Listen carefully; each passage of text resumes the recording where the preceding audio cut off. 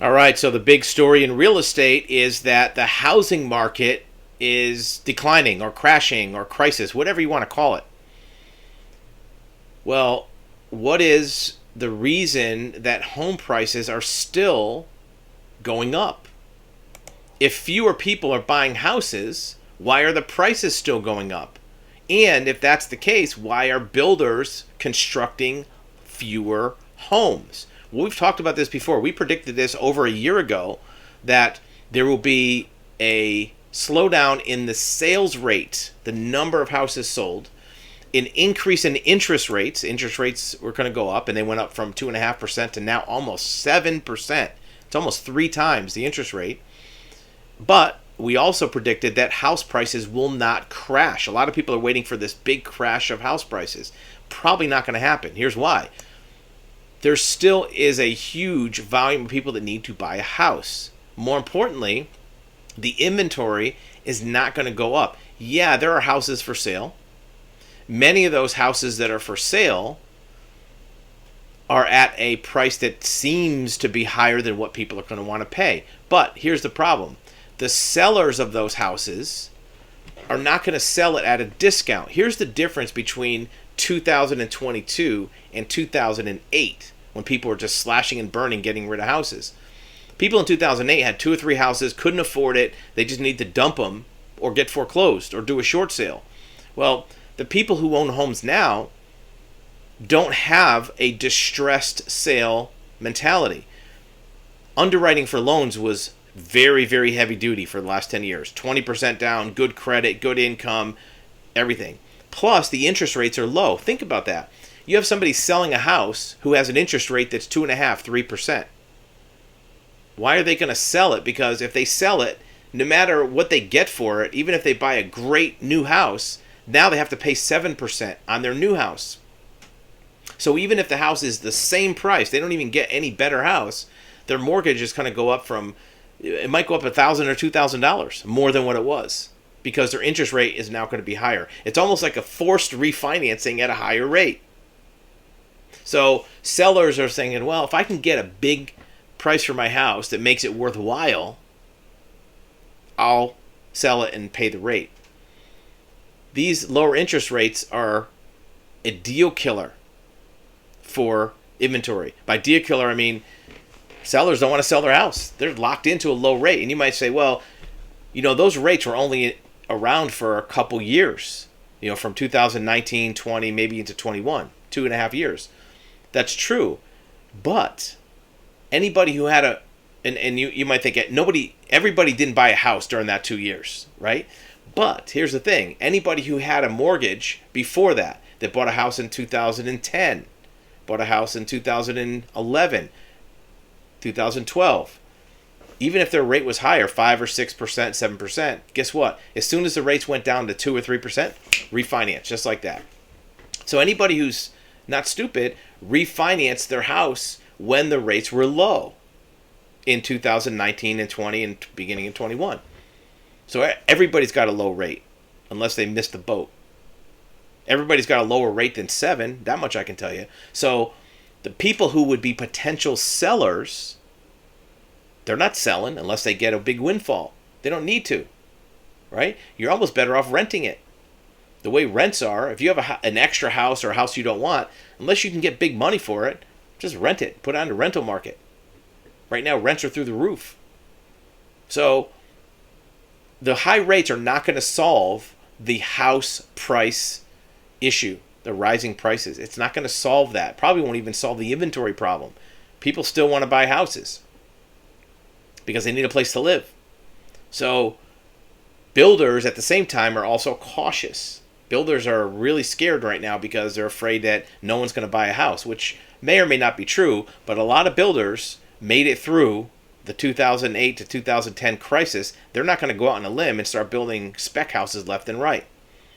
So no new inventory is going to come online. Whatever houses are being built right now will be finished, but the builders aren't going to be extending themselves to put more inventory into the marketplace. Put a message below if you're a builder, contractor.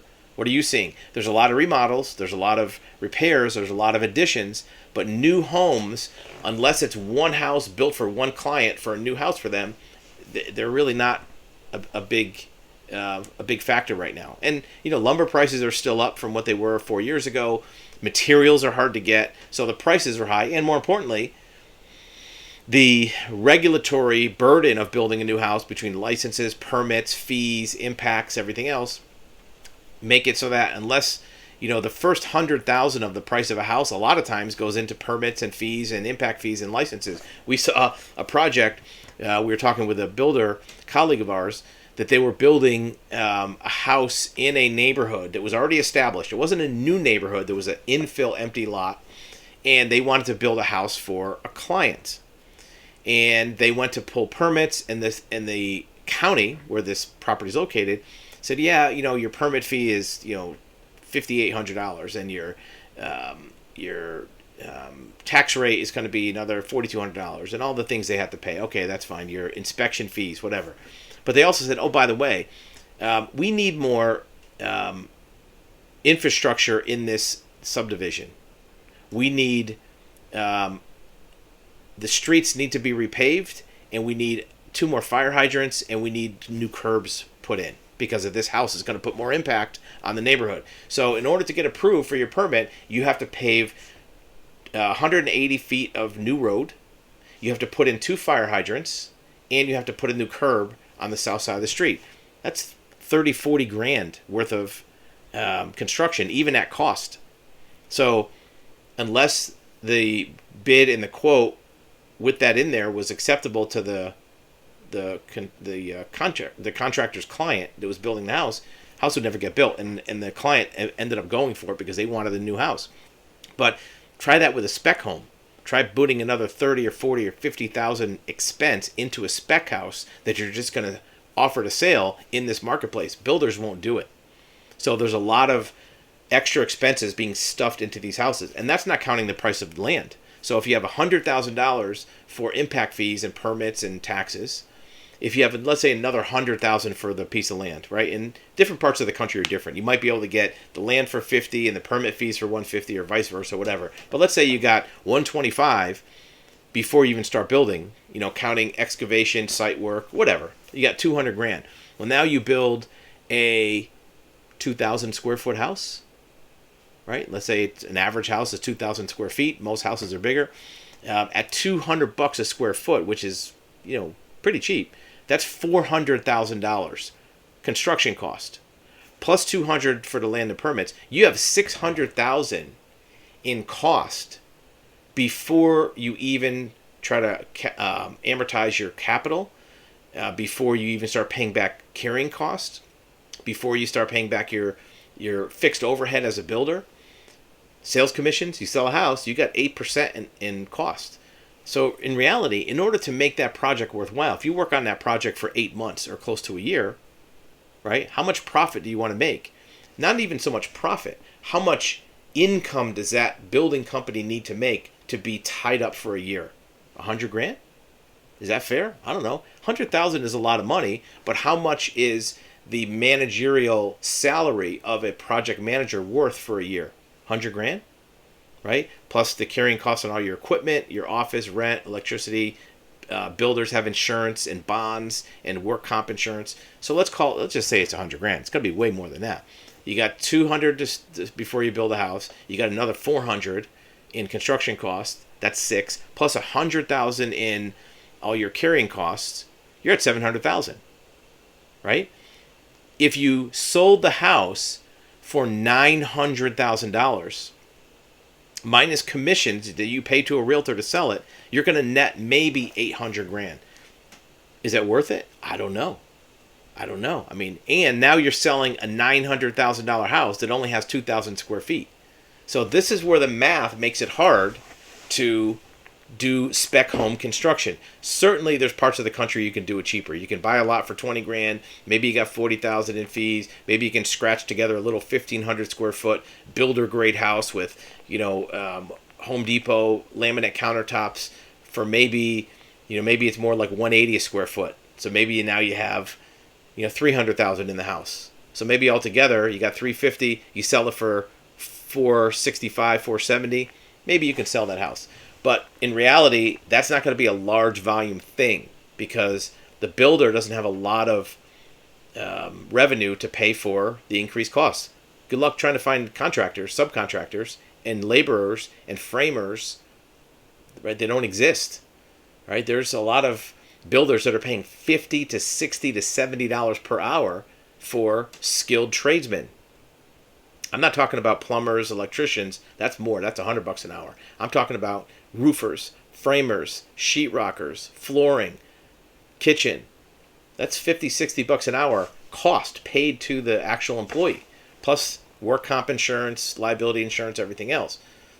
Doesn't take much to add up that. So what does that mean? Let's get to the bottom line. Bottom line is, if you're a builder or if you're a homeowner, take all this into account when you're making your decisions. It might be a time to take a risk and build a house, because if every other builder is pulling back and you put a house out there that's priced reasonable, especially if you don't have any other jobs, remodels or additions, look, 2 or 3 years from now, there's still going to be a housing shortage. Right now, people are catching their breath at 7% interest, but people still need to live somewhere. Maybe an investor buys it, rents it out, waiting for the prices to go down, and then refinances at 4% 5 years from now, right? There's a lot of ways to make the math work. The easier way to make it work is do a paid in advance project for an existing homeowner for a remodel, an addition, maybe building a in-law suite on a property that allows ADUs. A lot of ways to skin a cat, but that's what's happening in the market, and house prices aren't going down. Yeah, there may be some discounting from the list price, but what was that list price to begin with? The list price that's being discounted is not what the price was in 2019. It's double that minus maybe, okay, I took off 20 grand, I took off 30 grand. So you'll see discounts, but the price that it started from is a lot higher. It's like when you go to the store and you see, a box of cereal that is on sale for $3.99, right? Because it was at $5.50, but they never really sell it for $5.50. They discount it from an inflated price. That's what's happening with houses right now. Tell us what you think in the comments. If you're a builder, if you're a contractor, let us know what you're seeing in your area, and we'll see you on the next video.